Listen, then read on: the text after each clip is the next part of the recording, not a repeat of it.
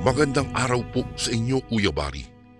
Ako po si Lisa, kasalukuyang 39 anyos at dating naninirahan sa bayan ng Capiz. Ang kwento pong ibabahagi ko po sa inyo ngayon ay naganap mula noong ako po ay 8 taong gulang pa lamang. Ang tatay ko po ay isang security guard sa isang mall at ang nanay ko naman ay butihing housewife lamang. Sa kadahilanang natatanging anak lamang po ako noon ni nanay at tatay sapagkat hindi pa ipinagdadalang tao noon ng aking ina ang bunso kong kapatid, nasasabik ako laging kumilala ng mga bagong kalaro. Subalit, nagkakaroon lamang po ako ng pagkakataong makipaglaro sa aking mga kaibigan kapag nasa eskwelahan ako. Pag uwi ko ng bahay, malulungkot na naman ako kasi hindi ako pinapayagan ng aking mga magulang na lumabas at kitain ang mga kaibigan kong nakatira malayo sa amin. Wala naman po akong ibang maanyaya noon na maglaro dahil wala naman ang naninirahan sa bahay na tapat lang namin. Tapos yung mga sumunod na bahay, ang mga batang nakatira doon ay hindi ko naman kaedad kaya't hindi ko nakakasundo. Tanging mga kaklase ko lamang po talaga ang mga kaibigan ko noon at minalas pang malalayo ang mga bahay nila sa amin. Hanggang sa isang Sabado, habang nanonood ako ng cartoons sa telebisyon sa sala, samantalang si nanay naman ay nagluluto para sa aming pananghalian, napasilip ako sa bintana nang marinig ko ang pagharurot ng isang sasakyan. Huminto po, Kuya Bari, ang sasakyan sa harapan noong bahay na nasa tapat lang namin. Nasilayan ko ang pagbaba ng isang babae at lalaki na siguro yung mga nasa 40 ang edad nito at ang tingin ko'y mag-asawa sila kasama ang isang batang babae. Ang mag-asawa'y mayroong bitbit na tig-isang maleta. Pagkatapos, binuksan nila iyong tarangkahan ng bahay gamit ang susi at saka pumasok. Habang abala ako sa pagmamasid doon sa tatlo, napabalikwas ako ng isang palad ang maramdamang kong humaplos sa aking balikat. Nang lumingon ako sa aking likuran, nadiskubre ko pong si nanay lang pala. May hawak pa nga itong syanse. Napakahilig niya kasi akong takutin. Ay talagang tawang-tawa si nanay nang makita ang aking reaksyon. Nagulat na gulat. Ako naman po ay nakakunot ang mga noo at ipinag-krus ang mga braso sa dibdib bilang senyales na naiinis ako sa ginawa ni nanay. Nang sumagi ang mga tingin ni nanay sa may bintana, nakuha ang kanyang atensyon noong kotseng nakaparke sa labas.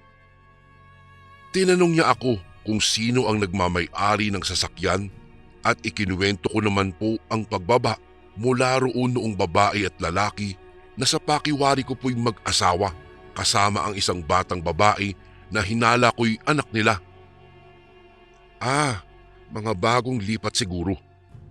Wika ni nanay nang marinig ang sagot ko. Malaki po iyong bahay, Kuya Bari, na nasa tapat namin. Malawak ito at mayroong 2 palapag. 3 taon na rin mula noon nang inabando na ito noong ginang na dating nagmamay-ari. Sinuwerte ito at nakapag-asawa ng isang AFAM o isang foreigner na kasalukuyan ay naninirahan na sa Amerika kasama ang puting asawa at kanilang mga anak. Maayos naman siguro ang buhay niya roon kaya't napagdesisyonan nitong ibenta na lamang ang kanyang bahay. Binaling ko na lamang muli ang atensyon ko sa panonood ng telebisyon at bumalik na si nanay sa kanyang pagluluto. Nang sumapit ang paglubog ng araw, habang ginagawa ko ang aking takdang aralin sa aking silid, isang malakas na sitsit ang aking narinig. Nakabukas kasi ang bintana ng kwarto ko noon upang sumagap ng sariwang hangin kaya't nang tumingin ako sa labas, nakita ko ang isang batang babaeng nakasilip din sa bintana ng kanyang silid sa ikalawang palapag ng bahay nila. Siya yung batang nakita ko kanina Wari ko'y magkaedad lamang kaming dalawa. Naroroon ang pagkagalak sa aking damdamin sapagkat sa isip-isip ko po'y may bago na akong kalaro na kapitbahay lang namin. Ikinaway ko naman po ang aking kamay habang nakangiti. Ginantihan din naman ako ng isang malaking ngiti noong bata. Pakiramdam ko po'y magiging malapit kami sa isa't isa.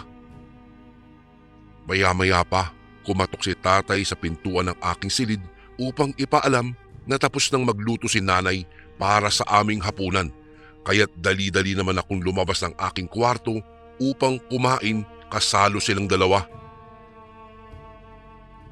Noong sumunod na araw ng Lunes, gumising po ako ng maaga upang hindi ako mahuli sa eskwelahan. Nagbabaka sakali akong masisilayan kung muli iyong bata bago ako pumasok, pero hindi ito nagpakita sa akin. Nang matapos ang aming klase at makauwi sa amin, agad naman akong pumanhik sa aking kwarto upang magpahinga na. Habang nagpapalit ako ng aking pambahay na damit, narinig kong muli ang pamilyar na mga pagsitsit. Nang tumanaw ako sa bintana, nakita ko pong muli ang batang babaeng nakasilip din sa bintana ng kanyang silid. Katulad noong una naming engkwentro sa isa't isa'y, iwinagayway nito ang kanyang laruang manika. Pagkatapos magpalit ng damit, agad akong bumaba ng hagdanan at hindi na nag-abala pang magpaalam kay nanay na noong mga sandaling iyon ay abalang magluto naman ng merienda. Katapat lamang iyon ng aming bahay, kaya't sabi ko sa sarili ko'y hindi na kailangan pang magpaalam. Noong naroon na ako sa harapan ng kanilang tarangkahan, pinindot ko ang doorbell at ilang sandali lamang ang lumipas, lumabas ang ginang na wari ko'y siya ang nanay noong bata. Malamya itong nagtanong patungkol sa aking sadya at malugod naman akong nagpakilala bilang anak ng may-ari ng bahay na nasa tapat nila at sinabing nais ko sanang makipaglaro po sa kanyang anak.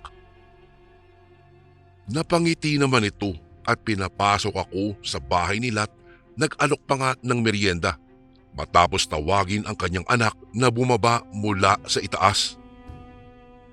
Tumango-tango naman ako sa babae at nagsabi siyang tutungo muna siya sa kusina upang magluto ng pancake. Ilang sandali pa'y bumaba na ang batang babae sa hagdanan, bit-bit ang manikang laruan. Nakangiti po ito, Kuya Bari, at agad akong inanyayahan sa kanyang silid upang maglaro. Puno ng iba't ibang uri ng mga laruan ang kanyang silid. Nagpakilala nga po pala siya bilang si Sandra. Ang kanyang ama raw ay nagtatrabaho sa isang kumpanya, kaya't kasalukuyang wala ito sa kanilang bahay. Tinanong ko siya kung nag-aaral pa siya at ang sabi niya'y sa susunod na taon na lang daw siya mag-aaral dahil magiging komplikado raw kung mag-e-enroll siyang muli sa bagong paaralan, gayong nasa kalagitnaan na ng semestre. Maya-maya pa'y kumatok mula sa pintuan ang kanyang ina upang ibigay ang niluto nitong mga pancake. Pagkatapos ay pinagpatuloy na namin ni Sandra ang aming paglalaro. Makalipas lamang ang 10 minuto, narinig namin ni Sandra ang pagtunog ng doorbell mula sa labas. Sumilip naman kami mula sa bintana ng kanyang silid upang alamin kung sino nga ang nasa likod noon. Nang sumilip ako'y nakita ko si nanay sa labas ng gate habang ang ina naman ni Sandra ay naglalakad patungo sa direksyon nito. Bukas ang pag-aalala sa mukha ni nanay. Alam ko ang sadya niya sa pagpunta sa bahay ni Sandra ay malamang na malamang po ay hinahanap niya ako. Kung kaya't nagpaalam na po ako kay Sandra noon na bababa na ako ng kanyang silid dahil tiyak na mapapagalitan ako ni nanay. Tumango naman ito sa akin. Nang makauwi na ako kasama si nanay, hindi nga ako nagkamaling pagagalitan ako nito. Ang paliwanag naman daw noong nanay ni Sandra na nagpakilala sa kanyang bilang Helen, ang akala daw niya ay alam ng mga magulang ko ang pagpunta ko roon sa bahay nila. Ang paliwanag ko naman, Inay, diyan lang naman po sa tapat yung bahay nila kaya hindi na po ako nagpaalam sa inyo. Ay, mas lalo pong nag-init ang ulo sa akin ni nanay at sinabing kahit pa sa tapat lang iyon ng bahay namin, dapat daw matuto pa rin akong magpaalam sa kanya. Hindi na ako nakakibo. Pagkatapos humingi naman ako ng tawad.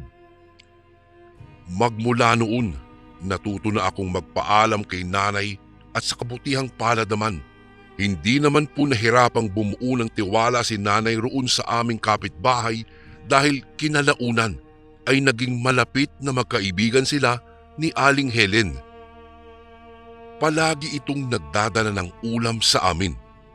Yun nga lang, hindi pa sila nagkakakilala ni tatay dahil madaling araw pa lamang ay umaalis na ang aking ama para magtrabaho. Katulad din ng tatay ni Sandra na laging maagang pumapasok sa kumpanya. Isang araw, habang nilalaro namin ni Sandra ang aming mga manika sa kanyang silid, naisipan naming magtagu-taguan. Nang mga sandaling iyon, natutulog pa si Aling Helen sa kanyang kwarto. Nagbato-batupik pa nga kami ni Sandra upang magdesisyon kung sino ang magiging taya. At ang saya-saya ko dahil siya'y papel at ako naman ay gunting. At pagkatapos nun, idinikit na ni Sandra ang kanyang magkapatong na mga braso sa pader at isinandal doon ang kanyang noo habang ito'y nagbibilang. Dali-dali akong lumabas ng kwarto niya at bumaba ng hagdan upang maghanap ng mapagtataguan. Nagpaikot-ikot po ako sa bahay hanggang sa pumukaw ng aking atensyon ang isang pintuan mula sa ikaunang palapag. Naririnig ko na ang mga yabag ng paa ni Sandra na pababa ng hagdan. Kaya't nataranta akong binuksan ang pinto at pumasok sa loob saka ko ito isinara. Napakadilim sa loob. Naroroon ang takot sa puso ko pero mas nag-alala ako na mahuli ni Sandra dahil ayaw kong matalo sa laro. Kinapaka ko po ang paligid upang hanapin ang switch ng ilaw pero wala po akong mahanap.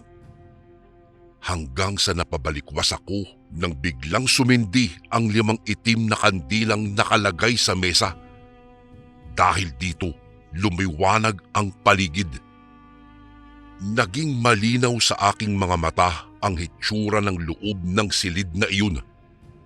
Sa parehong mesa kung saan naroroon ang mga kandilay, napansin ko ang isang maliit na manikang kung susukatin ang laki ay papantay lamang sa normal na laki ng kamao ng isang tao.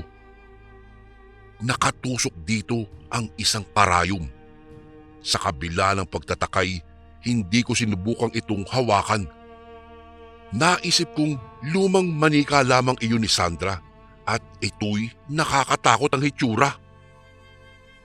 Narinig ko na ang mga pagtawag ni Sandra sa pangalan ko kaya't nanatili ako sa loob ng silid at hindi lumikha ng kahit anumang ingay.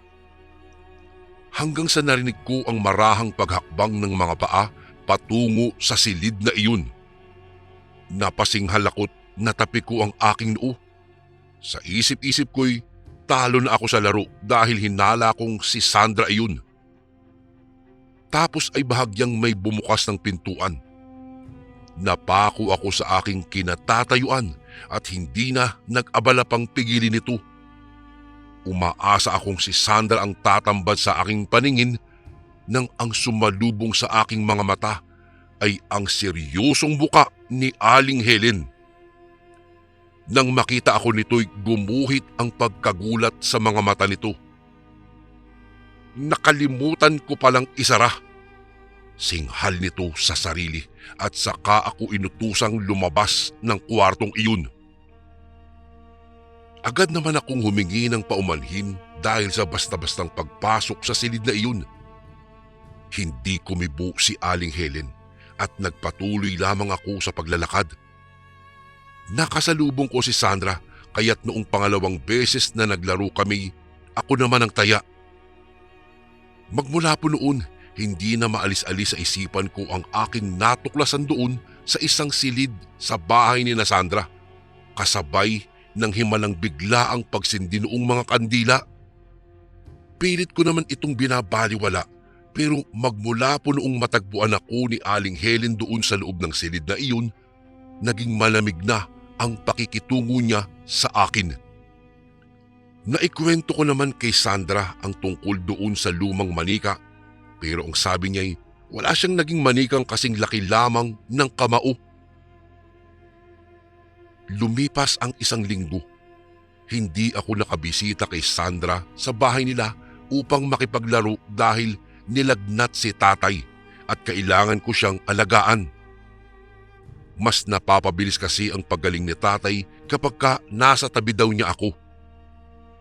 Naghahanda naman ng pananghalian si nanay at kami naman ni tatay ay magkatabing nanonood ng telebisyon nang may kumatok sa pintuan. Tumayo kaagad ako upang pagbuksan ang pintuan at tumambad sina Sandra at ang nanay nitong si Aling Helen habang may daladalang mangkok na may laman na sinigang na baboy. Nakangiti ito at tila ba bumalik kuyabari na ang dating pakikitungo sa akin. Itinanong niya kung nasaan si nanay, sabay abot ng ulam.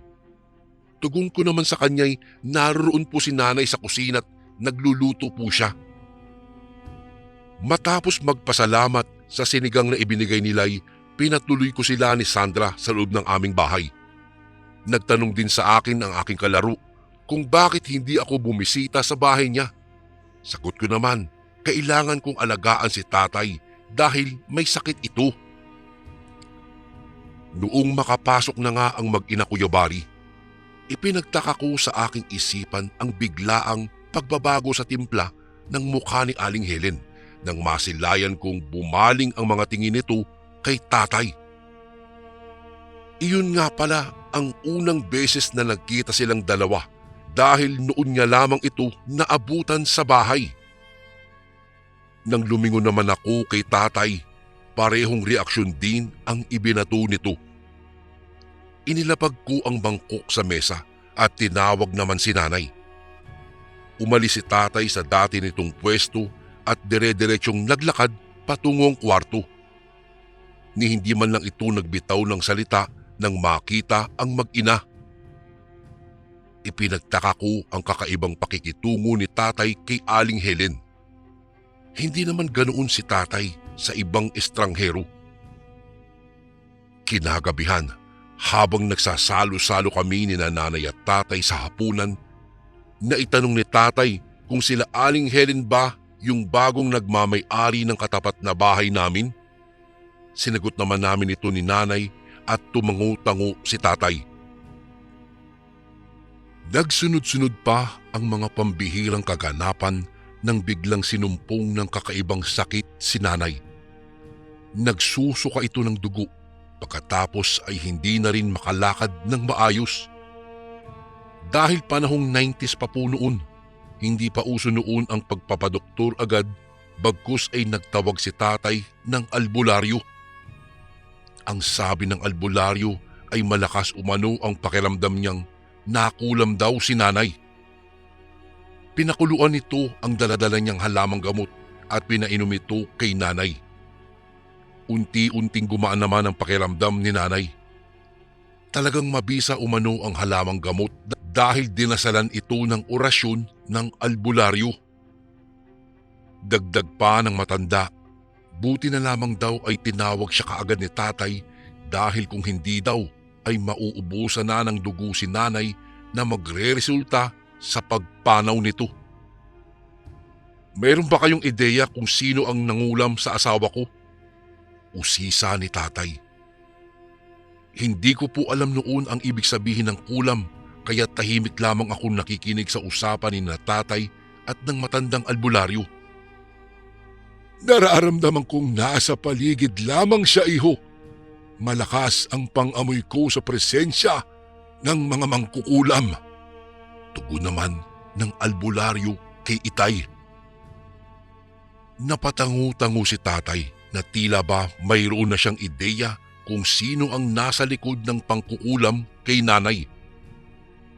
Bago magpaalam, binigyan ng albularyo si tatay ng anting-anting laban umano sa mangkukulam.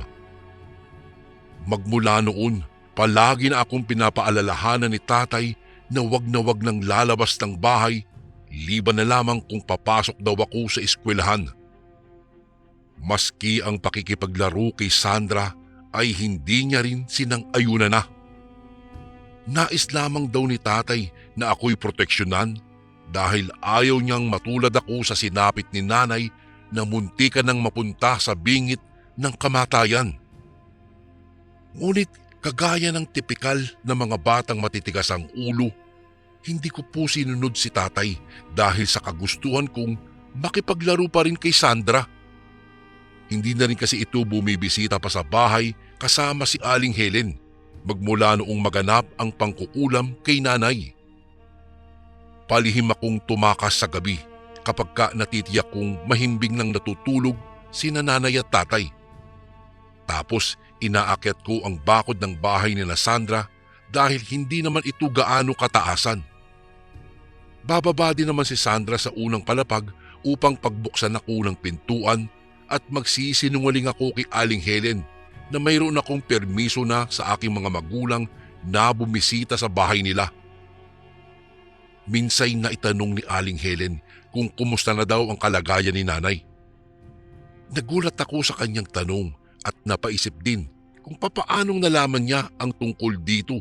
Gayong hindi naman namin na ikwento kahit kanino ang nangyaring iyon kay nanay bukod kasi sa amin ni tatay. Ang albularyong tumulong lamang ang nakakaalam. Ganun pa man po, tumugon naman akong nasa maayos na kalagayan ang aking ina. Napatango-tango naman si Aling Helen. Bago nga pala ako magpaalam, may iniabot na sulat si Aling Helen. Nakasilid ito sa isang puting sobre. Ang bilin niya'y ibigay ko raw ito kay tatay at wag na wag ko raw itong bubuksan. Tumugon naman po akong makakaasa siyang makakarating ang sulat kay tatay sa kabila ng kuryosidad ko sa kung anumang nilalaman ng sulat na iyon. Nagpasalamat si Aling Helen. Pagkatapos, umuwi na ako sa bahay sa pamamagitan ng palihim na pagbalik sa aking silid. Naisin ko mang pong sundin ang ipinagbilin sa akin ni Aling Helen. Hindi ko naman alam kung papaano ko maiaabot ang sulat kay tatay sapagkat nangako nga ako ritong hindi na ako makikipagkita sa mag-ina. Kaya't napagpasyahan ko pong wag na lamang ibigay ang sulat kay tatay. At upang kumpirmahin na rin kung tunay nga bang napakahalaga ng nilalaman nito, naisip ko pong buksan ang sobre at basahin ang sulat. Sadyang napakatigas po talaga ng ulo ko noong bata pa po ako, Kuya Bari. Bagamat 8 taong gulang pa lamang po ako noon, magaling na akong magbasa. Kaya't hindi ako nahirapang unawain ang bawat letrang nakasulat sa papel. Hindi ko naman po matandaan ang kabuuang nilalaman ng sulat. Basta't ang sariwa lamang sa aking alaala ay ang pagkatuklas ko sa katotohanang dati palang magkarelasyon sina tatay at Aling Helen. Iyon ang nakasaad sa sulat na iyon. Ang sabi pa nga ni Aling Helen sa sulat, sinadya niyang manirahan sa tapat lamang ng bahay namin upang mapalapit kay tatay. Humingi rin po ito ng tawad kung nooy ipinagpalit niya si tatay sa kasalukuyan niyang asawa dahil sa mas marangya ang buhay nito. Ngunit ang mas gumulantang po sa akin ay ang pagsiwalat nitong si Sandra ay anak niya kay tatay at hindi roon sa bago niyang kinakasama. At handa raw siyang burahin sa mundo ang asawa niya, pati na rin si nanay, upang magsama-sama lamang daw kami bilang isang pamilya. Handa daw niyang gawin ang lahat sa pamamagitan ng kanyang itim na kapangyarihan. Nagulat ako, Kuya Bari, sa aking natuklasan, lalong-lalo na nang madiskubre kong magkapatid kami ni Sandra sa ama. Hindi ko man po noon lubos na maunawaan ang ipinapahiwatig niya sa sinasabi niyang itim na kapangyarihan, natitiyak ko pong may binabalak na masama itong si Aling Helen. Saksi ako sa kung gaano kamahal ni tatay si nanay at batid kong hinding-hindi siya papayag sa binabalak ni Aling Helen. Noon ko pa lamang po nalaman ang tunay na katauhan ng ginang. Dagdag pa niya sa sulat, kapag hindi pa umano nagpahayag ng pagsang-ayon si tatay hanggang sa ikaunang Lunes sa buwan ng Nobyembre, ilalaan niya ang kanyang buong lakas laban sa kung sino mang kukontra sa sinasabi niyang itim na kapangyarihan. Binaliwala ko na po ang posibilidad na pagagalitan ako ni tatay dahil sa pagsuway ko sa utos nito at kinabukasan din. Palihim na ibinigay ko rito ang sulat upang hindi malaman ni nanay sapagkat batid kong hindi pa iyon ang tamang oras upang ipaalam dito ang mga nakakagimbal na revelasyon. Ganun na nga lamang po ang pagkabigla ni tatay, lalong-lalo na nang malaman nitong anak niya si Sandra. Tinanong ko si tatay kung ano ang balak niya. Umiling-iling lamang siya. Ang sabi niya'y hindi pa daw niya alam. Hanggang sa dumating na nga po ang unang Lunes ng Nobyembre. Sa kalagitnaan ng kabilugan ng buwan, tinangay ng malakas na ihip ng hangin ang mga dahon ng punong manggang nakatanim sa aming bakuran. Naglipa na rin ang lupon ng mga ibong bigla na lamang nagsulputan. Binalot ng mga huni nila ang paligid. Mula naman sa kabilang silid, narinig ko ang pagsigaw ni tatay habang tinatawag ang pangalan ni nanay. Dali-dali po akong lumabas ng aking kwarto upang suriin kung anong nangyari. Nadatnan ko si nanay na naghihingalo habang mulit-muling sumusuka ng dugo. Hindi matigil ang pagtagas ng malagkit na pulang likido mula sa kanyang bibig. Natatarantang nagbilin sa akin si tatay na bantayan ko raw si nanay dahil pupuntahan niya umano ang parehong albularyong gumamot noon kay nanay. Ilang minuto pa'y dumating na ang albularyo. Malakas pa rin ang ihip ng hangin na animoy may paparating na bagyo at umaalingaw-ngaw pa rin ang huni ng mga ibon. Katulad ng dati, pinakuluan ng albularyo ang halamang gamot at ito'y ipinainom kay nanay. Subalit hindi pa rin natitigil ang pagsusuka ni nanay ng dugo, hindi katulad ng dati. Tinupad nga ni Aling Helen ang sinabi niyang ilalaan niya ang kanyang buong lakas upang parusahan ang sinumang kukontra sa kanya. Binuklat ng albularyo ang daladala niyang bunting aklat at mula roon, binasa niya ang isang orasyon sa salitang Latin habang hawak-hawak niya sa kanang kamay ang isang kwintas na may bilugang palawit na kung saan ay nakaukit ang isang imahe ng mata. Lalong lumakas po ang pag-ihip ng hangin habang si nanay naman ay nagsimula ng mamutla ang balat dahil napakarami ng dugong lumabas sa kanyang katawan. Mababakas naman ang labis na pag-aalala sa mukha ni tatay habang nilalabanan naman ng albularyo ang parusang sumpa ng mangkukulam na si Aling Helen. Hindi tumigil ang albularyo sa pagdarasal ng orasyon sa kanyang anting-anting, kasabay ng pagtama ng malakas na ihip ng hangin at umalingaw-ngaw na huni ng mga naglilipanang ibon. Lumipas ang ilang minuto. Unti-unting bumagal ang ihip ng hangin. Nang sumilip din ako sa bintanay, nagsiliparan palayo ang mga ibon. Natigil sa pagsusuka ng dugo si nanay. Tumigil na rin sa pag-uorasyon ang albularyo at napabuntong hininga. Pinainom niyang muli si nanay ng pinakuluang halamang gamot at doon ay unti-unting gumaan ang pakiramdam naman ni nanay. Ganun pa man, hindi pa rin kami nagpakampante sapagkat malaking halaga rin ng dugo ang nawala sa kanya. Ang sabi ng albularyo'y ang paglaho ng mga ibon at ang pagtigil ng malakas na ihip ng hangin ay senyales na nagwagi siya laban sa itim na mahika at ang bunga nito'y babalik sa mangkukulam ang sumpa. Nais kong kumpirmahin ang kalagayan ni Sandra, kaya't habang abala sina tatay na alalayan si nanay, palihim akong umalis at tinungo ang katapat naming bahay. Makailang ulit akong kumatok sa pintuan habang tinatawag si Sandra. Sa kabutihang palad naman, agad naman ako nitong pinagbuksan. Tumambad sa akin ang mukha nitong umiiyak. Nadatnan ko ang tatay niya o ang kinalakihan niyang ama na nakahandusay sa sahig habang walang malay. Napabuntong hininga na lamang ako nang makumpirmang buhay pa ito.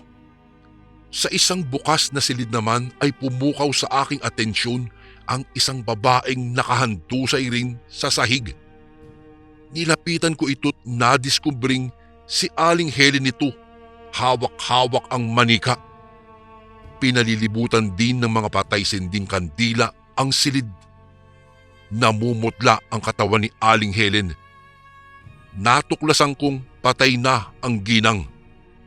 Mukhang tama nga ang sinabi ng albularyong bumalik kay Aling Helen ang kulam. Agad kong tinawag ang albularyo mula sa bahay namin upang gamutin ang asawa ni Aling Helen. Sa kabutihang palad, naagapan naman ito.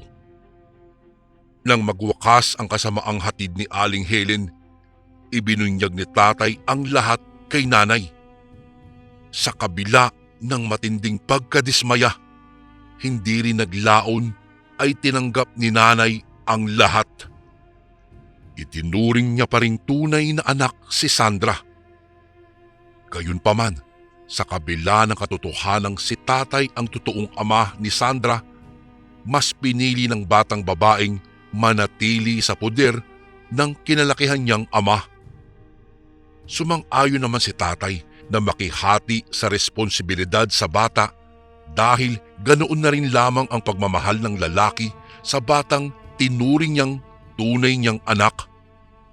Hanggang sa aking pagtanda, Kuya Bari, hindi ko na nakita pa ang aking kapatid na si Sandra. Hangad ko na lamang ay nagkaroon siya ng magandang buhay. Kuya Bari, dito ko na po tatapusin ang aking kwentong hinding-hindi ko na malilimutan. Sana po'y maitampok nyo rin po ito sa inyong channel. More power po and God bless po sa lahat ng nakinig ngayon. Lubos na gumagalang, Lisa. At ito naman po ang ating pangalawang kwento para sa araw na ito.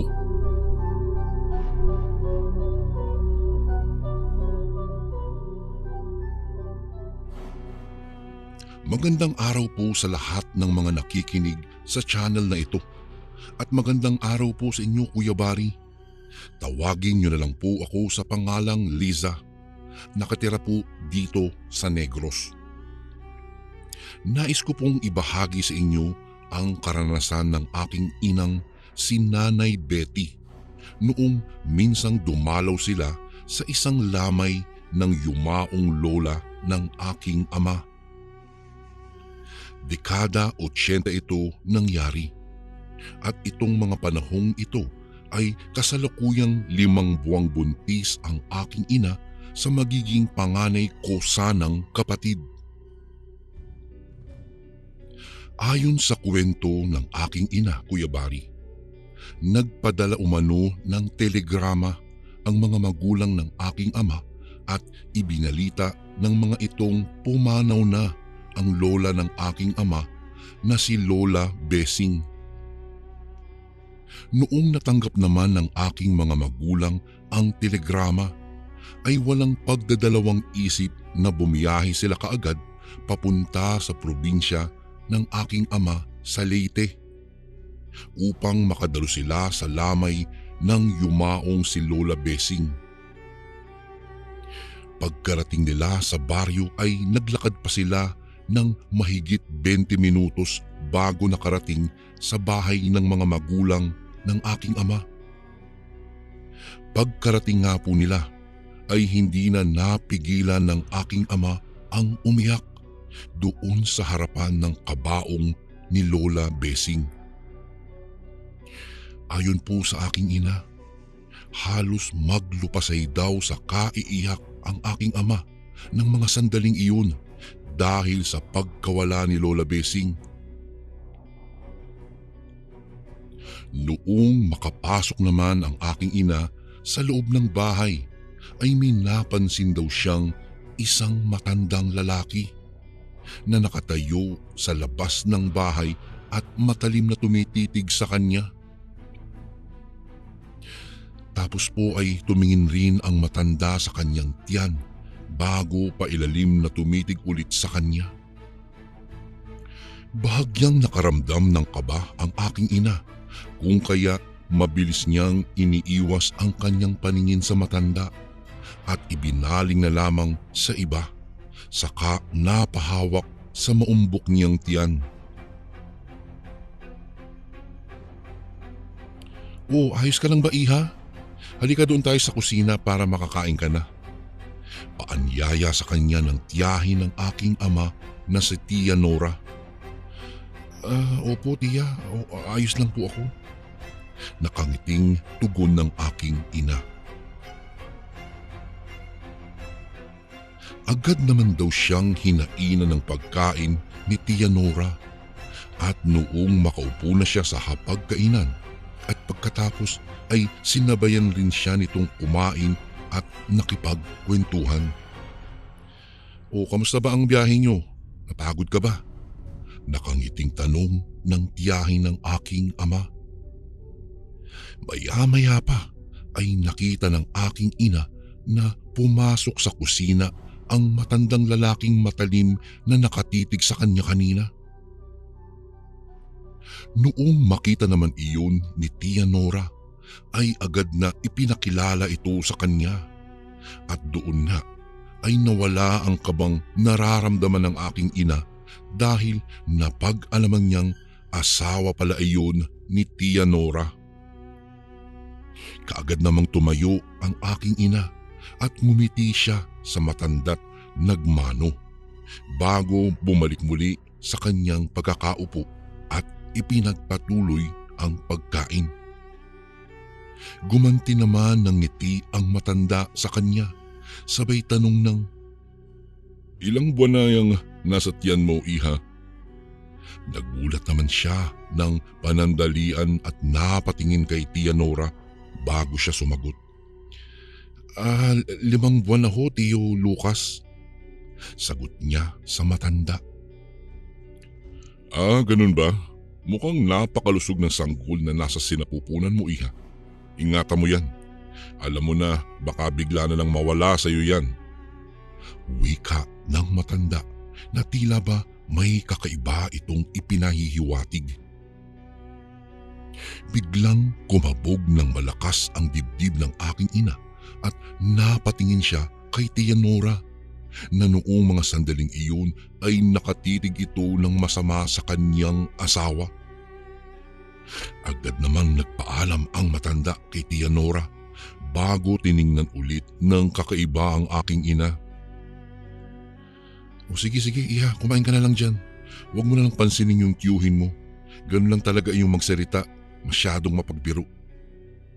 Nangangata na saad sa kanya ni Tia Nora. Sige po tiya, kumain na rin po kayo," tugon niya. Kinakabahan man ay pinilit na lang ngumiti ng aking ina upang hindi mahalata ng tiyahin ng aking ama na kinakabahan siya sa tinuran ng matandang si Tio Lucas. Noong sumapit na ang gabi ay dumarami na ang mga nakikilamay. Kaya tumulong na rin ang aking ina sa pagtimpla ng kape at binigay sa mga nakikiramay. "O langga, ayos ka lang ba dito?" tanong ng aking ama sa kanya. Ngumiti naman ang aking ina at sinabing medyo napapagod na raw siya dahil magmula nang dumating sila ay hindi pa siya nakakatulog. Ganun ba? Sige sige, itigil mo muna yung ginagawa mo at magpahinga ka muna sa kwarto. Wika ng aking ama. Sinamahan ng aking ama ang aking ina papuntang kwarto para makapagpahinga sandali. Kung hindi niyo po na itatanong, Kuya Bari, yung bahay po ng mga magulang ng aking ama ay gawa lamang sa kawayan ang dingding at sahig.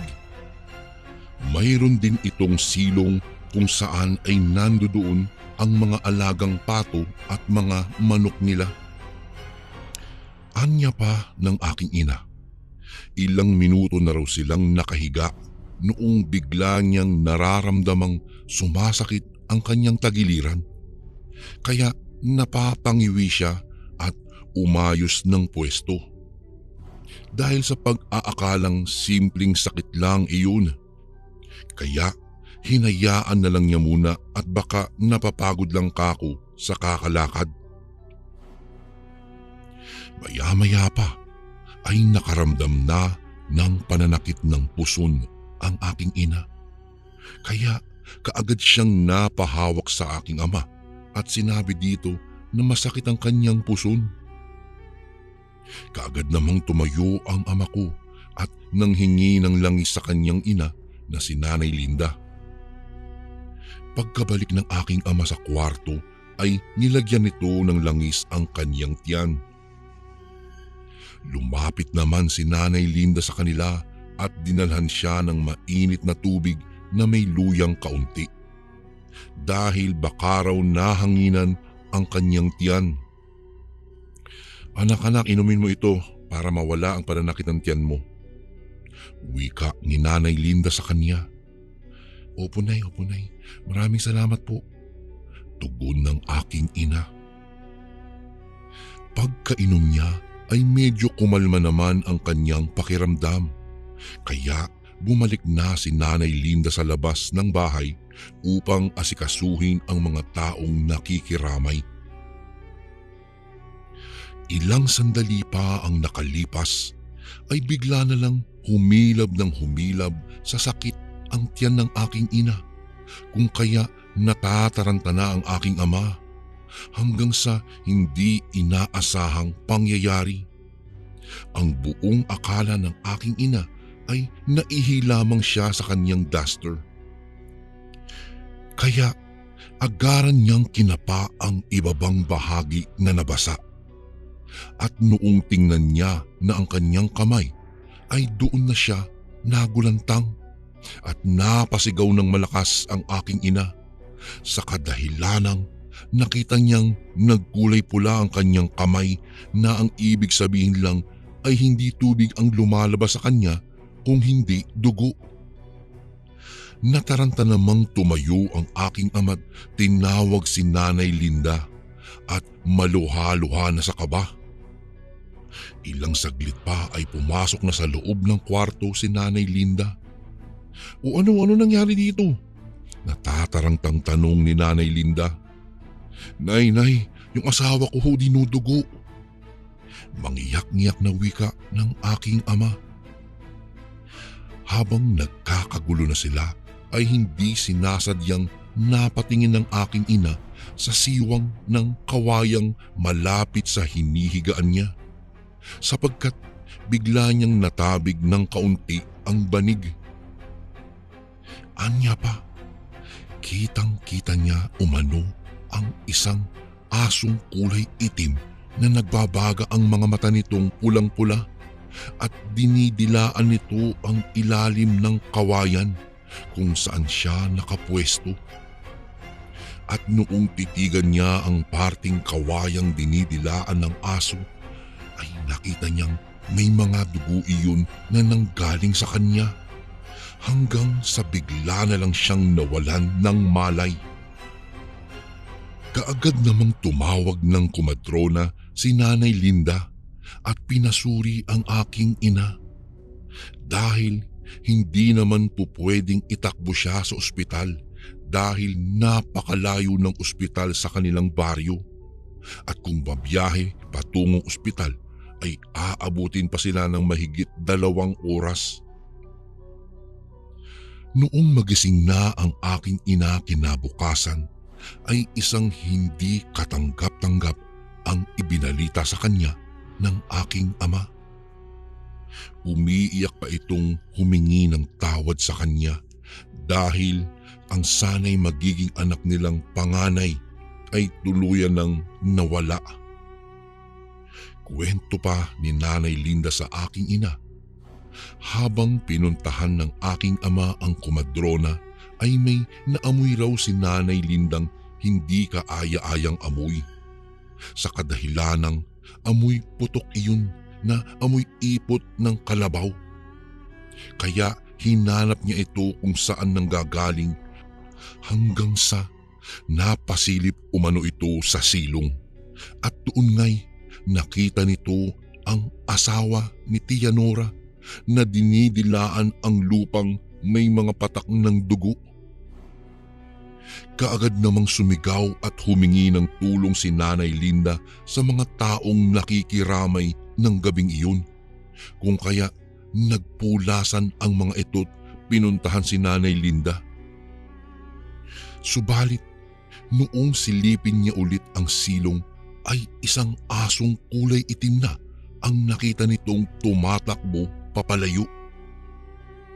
Mabilis namang hinabol ng mga tao ang aso, ngunit mabilis na itong nakatakbo sa kakuhyan hanggang sa hindi na nila ito mahagilap. Magmula nga po nang mangyari iyon sa aking ina ay hindi na muling nagpakita sa kanila ang asawa ni Tia Nora, at maging ang si Tia Nora at ang mga anak nito ay umalis na rin ng biglaan sa kanilang baryo. Matapos mailibing si Lola Besing ay kaagad na bumalik ang aking mga magulang dito sa Negros at hindi na sila muling nakapagbakasyon sa probinsya ng aking ama. Magpas hanggang ngayon, Kuya Bari, ay nananatiling nakatatak sa isipan ng aking ina ang nangyari sa kanya, na dahil sa isang aswang na kumitil sa kanilang panganay na anak dahil lang nang minsang dumalo siyang buntis sa lamay. Hanggang dito na lang po ang aking kwento, Kuya Bari. Maraming salamat po. Lubos na gumagalang, Liza. And again, maraming salamat po mga kasundo. Don't forget to subscribe and i-click nyo lang po yung bell na button para updated po kayo sa mga upcoming videos namin na paparating. Maraming salamat po ulit. God bless and ingat po lagi dyan. Ito po si Kuya Bari at ako ang Sundo.